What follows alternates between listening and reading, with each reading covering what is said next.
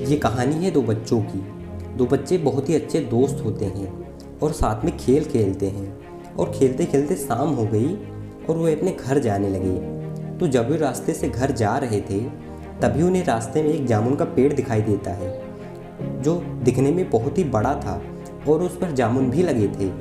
तो उन्हें देखकर बच्चों के मन में पानी आ जाता है और उनका मन करता है कि जामुन खाएं और वे कोशिश करने लगते हैं उसे तोड़ने की। वे खूब पत्थर फेंकते हैं लेकिन जामुन इतने ऊपर थे कि उनके पत्थर वहाँ तक पहुँच ही नहीं पा रहे थे।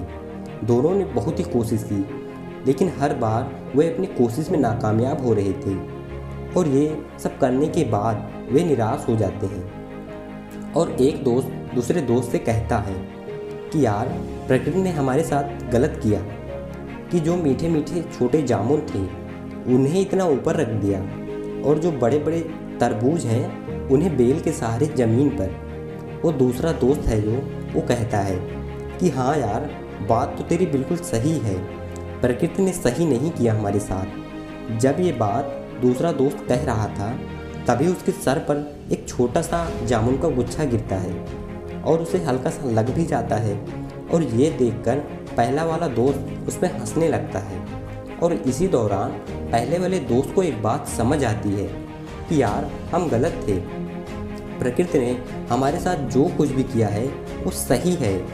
क्योंकि अगर ये जामुन की जगह पर तरबूज ऊपर लटके होते और उन जामुन की जगह पर तरबूज ऐसे सर पर गिरा होता तो शायद आज तो जिंदा नहीं बच पाता। प्रकृति ने जो भी हमारे साथ किया वो बिल्कुल सही किया है। जो भी हमारे साथ किया या हो रहा है हमारे भले के लिए हो रहा है। हाँ वो अलग बात है कि हमें दिख नहीं रहा, उसमें कुछ ना कुछ हमारे लिए सही छुपा हुआ है, बस हमें दिख नहीं रहा है। हम सभी की लाइफ में मुश्किल हैं और हम सभी कभी ना कभी ये सोचते हैं कि यार ज़िंदगी मेरे साथ ही ऐसा क्यों कर रही है। जब भी ज़िंदगी आपको नीचे की ओर ढकेलती है तो क्या आपने कभी सोचा है कि क्यों ढकेलती है। मैं आपको एक एग्ज़ाम्पल देना चाहता हूँ।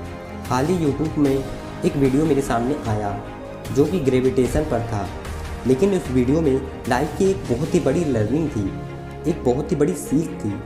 उस वीडियो में क्या था मैं आपको बताता हूँ। एक तरफ प्लेन सरफेस था जो कि नीचे की ओर जा रहा था और दूसरी तरफ एक और सरफेस था जो कि सीधा नहीं था, जो कि ऊबड़ खाबड़ था। ये दो सरफेस थी, इन पर दो स्टील की बॉल रखी थी।